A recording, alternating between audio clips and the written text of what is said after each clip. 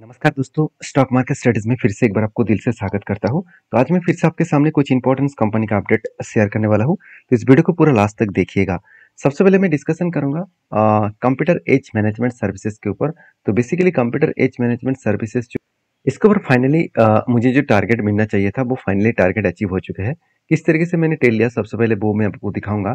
देखिए, बहुत पहले से एक पैटर्न क्रिएट हुआ था। वो पैटर्न्स कुछ इस तरीके से बने। पहले शोल्डर बने, उसके बाद बिग हेड बने, उसके बाद एक शोल्डर बने।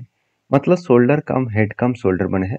और फाइनली इस लेवल को ब्रेकआउट भी किया, ब्रेकआउट कंफर्मेशन भी किया था।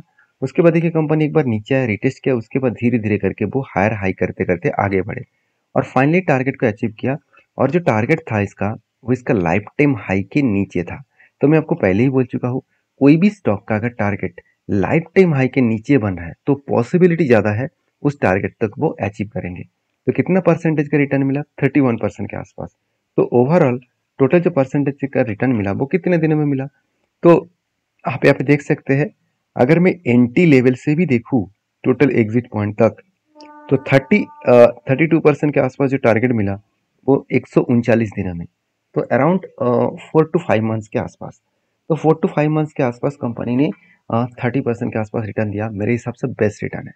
तो क्योंकि कंपनी के पास शानदार तरीके से पॉजिटिव ग्रोथ बने, पॉजिटिव एक जर्नी बने, उसी जर्नी के बेसिस में कंपनी आगे बढ़ रहा है।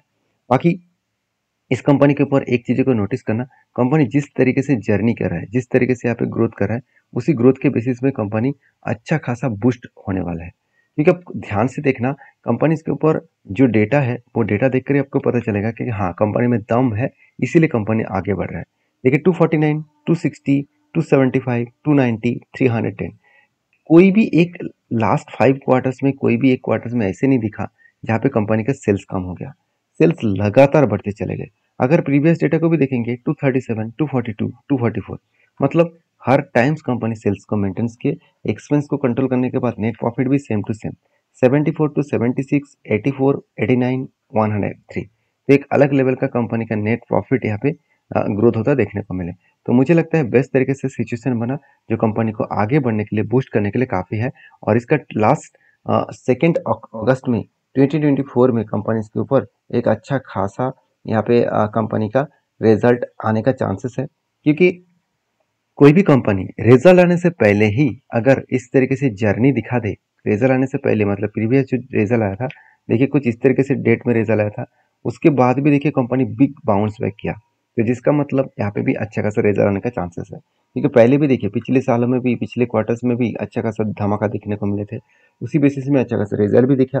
तो उसी तरीके से अगर यहाँ पे भी धमाका हुआ है, मतलब अच्छा खासा रिजल्ट आने का चांसेस रहेगा। और लगातार ग्रो करने के कारण कंपनीज के ऊपर एक जर्नी पॉजिटिवली आपको देखने को मिल सकता है। तो बाकी कैम्स के ऊपर आपके क्या ओपिनियन है, जरूर मुझे कमेंट्स करना। क्योंकि कैम्स इंडिया के एक लीडिंग प्लेयर है। क्योंकि कैम्स के बिना कोई भी म्यूचुअल फंड ट्रांसफर एजेंसी, मतलब camps actually mutual fund transfer agency है। कैम्स के बिना कोई भी म्यूचुअल फंड को आप क्लियरली मतलब क्लियरली आप सब कुछ मेंटेन नहीं कर पाएंगे। तो बेसिकली इस कंपनी के ऊपर जो अपडेट है, जो जरूर आपको साथ में शेयर कर रहा हूँ। तो नेक्स्ट जो कंपनी है उसके नाम है केपीआईटी टेक्नोलॉजीज लिमिटेड। तो बेसिकली केपीआईटी टेक्नोलॉजीज लिमिटेड वो अराउंड आप देख सकते हैं करीबन 46,800 करोड़ के आसपास इसका मार्केट कैप है। 46,800 करोड़ के आसपास इसका मार्केट कैप है। इसका पी रेशियो 79 के आसपास है। कंपनी के R O C R E आपको देखा जाए तो बेस्ट तरीके से देखने को मिला। इंडस्ट्रीज पी रेशियो से कंपनी का पी रेशियो डबल के आसपास है। कितना डबल है, एक बार मैं आपको पी रेशियो को चेकआउट करा दूं। एक टाइम पी रेशियो चला गया था 90 के आसपास, और आज पी रेशियो है 80 के आसपास। थोड़ा सा करेक्शन हुआ, उसके बाद फिर से रिकवरी करे। क्योंकि देखिए जो प्रोडक्ट का डिमांड है, जिस कंपनी का डिमांड ज़्यादा है, तो लोग उस कंपनी के ऊपर ज़्यादा से ज़्यादा निवेश करना चाहेंगे। तो क्या मैं इस कंपनी के ऊपर कुछ डिसीजन लिया हूँ? चलो सबसे पहले वो दिखा देता हूँ। चार्ट पैटर्न्स के हिसाब से बात करें तो कंपनी के ऊपर एक रेंज बना है। अभी देखिए बहुत दिनों के जर्नी होने के बाद, देखिए एक लंबा जर्नी होने के बाद यहाँ पे भी कंपनी करेक्शन किया था, उसके बाद होल्ड भी किया, उसके बाद फाइनली इस लेवल को ब्रेक करने के बाद, एक पैटर्न्स बनने के बाद, काफी ध्यान पैटर्न्स ब्रेकआउट किया, रिटेस्ट किया, जर्नी किया। फिर से देखिए यहाँ पे क्या हुआ, यहाँ पे कंपनी ने क्या किया, यहाँ पे कंपनी थोड़ा सा मैं जूम कर देता हूँ। हाँ, देखिए यहाँ पे कंपनी होल्ड किया, उसको भी ब्रेकआउट किया, जर्नी किया, उसी तरीके से फिर से यहाँ पे एक होल्ड कर रहा है। और फाइनली इसका देखिए एक ब्रेकआउट हुआ था। मैं रिटेस्ट करने के लिए इंतजार कर रहा था, रिटेस्ट करने के बाद ऊपर जा रहा है। तो मुझे लगता है एक जर्नी यहाँ पे देखने को मिल सकता है। अगर यहाँ पे जर्नी हुआ तो कहाँ तक हो सकता है, अगर मैं इस ब्रेकआउट लेवल से मैं स्टॉप लॉस अगर नीचे लेवल तक देखूँ, देखिए ये मेरा स्टॉप लॉस लेवल नहीं रहेगा, मैं थोड़ा सा अलग लेवल का काम करता हूँ। तो यहाँ पे मैं टोटल सिर्फ मार्किंग करके आपको दिखा रहा हूँ। तो 1:3 रेशियो का भी अगर टारगेट को लेकर चलूँ तो ओवरऑल इस कंपनी का जो टारगेट निकल का आएगा करीबन करीबन 2775 के आसपास। तो प्लीज़ इसको टारगेट के हिसाब से मत लेना, क्योंकि एक स्ट्रैटेजीज है, इस स्ट्रैटेजीज के बेसिस में मैं यहाँ पे इस स्ट्रैटेजीज को मेंशन किया हूँ। हाँ, मेरे पास अभी भी इस कंपनी के ऊपर कोई भी ट्रेड नहीं है, क्योंकि जब भी कोई इस तरीके से रेंज बनता है तब मैं जरूर ट्रेड लेता हूँ, मगर मैं केपीआईटी के ऊपर इस टाइम में ट्रेड नहीं लेने वाला हूँ। क्यों? एक चीज़ों को पहले समझिए।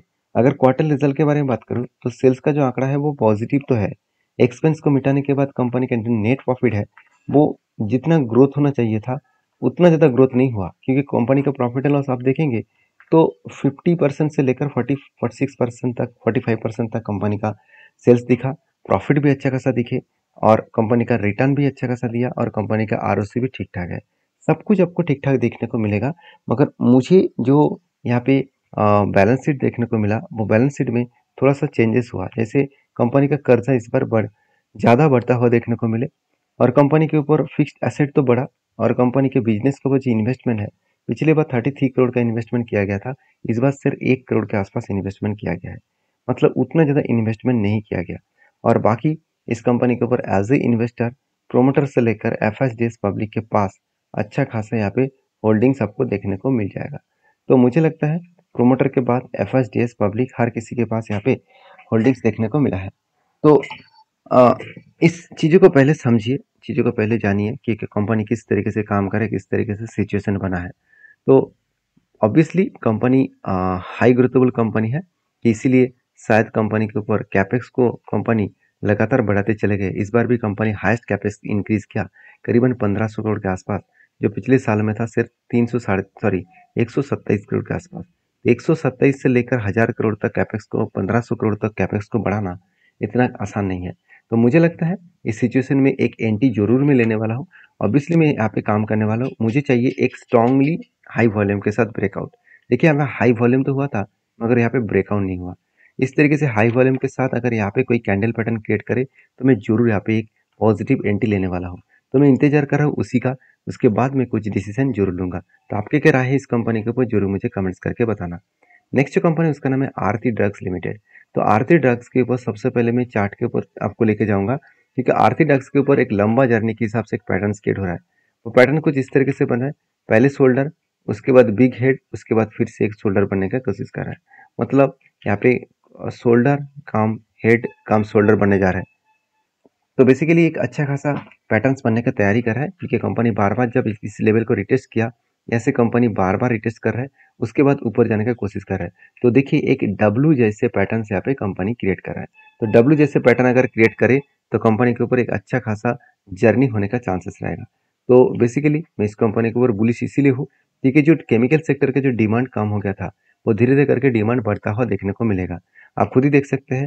देखिए 740 से लेकर कंपनी का सेल्स जो है वो 600 तक आ गया था। अभी इस बार कंपनी फिर से 620 करोड़ तक लेके गया। मतलब सेल्स शानदार तरीके से ग्रोथ किया।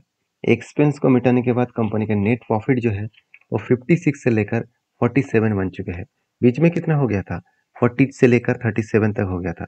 मतलब अच्छा खासा एक नेट प्रॉफिट का जर्नी भी यहाँ पे देखने को मिला, जो जर्नी कंपनी को आगे बूस्ट करने के लिए काफ़ी है।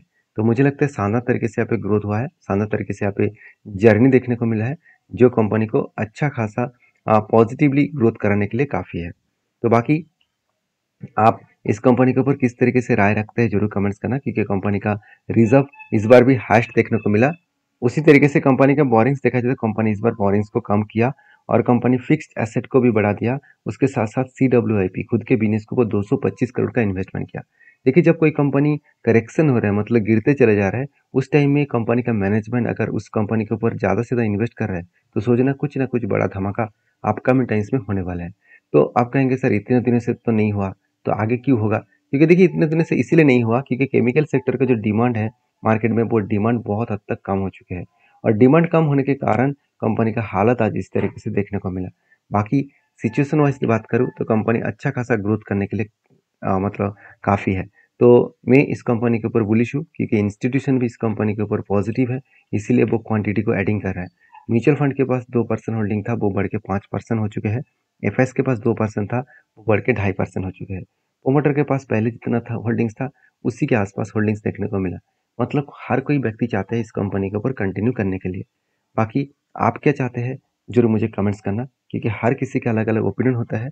उस ओपिनियन के बेसिस में आपको काम करना है। हाँ, जो पैटर्न्स यहाँ पे बनने जा रहा है, शोल्डर के बाद एक बिग हेड, उसके बाद एक शोल्डर, तो मैं जरूर यहाँ पे कुछ क्वांटिटी एडिंग करूंगा एज अ स्विंग बेसिस में, क्योंकि जो लाइफ टाइम हाई है उसी बेसिस में देखा जाए तो कंपनी एक अच्छा खासा जर्नी दिखा सकते हैं, क्योंकि यहाँ पे यू टर्न अगर लेगा तो कंपनी बाउंस बैक करेंगे, जो मैं प्रीवियस आपको चार्ट में दिखा चुका हूँ। अभी आरती ड्रग्स के ऊपर एक अपडेट मैं आपके साथ शेयर करूंगा। आरती ड्रग्स यहाँ पे देख सकते हैं रिपोर्टेड फायर जो इंसिडेंट है, तो एट आप देख सकते हैं त्रिपुरा। त्रिपुरा में इंडिया में एक यूनिट में देखा जाए तो इसका फायर इंसिडेंट देखने को मिला, मतलब आग लग चुके थे। देखिए, कोई भी फैक्ट्रीज में अगर आग लगे तो उस कंपनी के ऊपर प्रॉब्लम तो आएगा, क्योंकि उसका प्रोडक्ट, बहुत सारे प्रोडक्ट्स खत्म हो जाएंगे।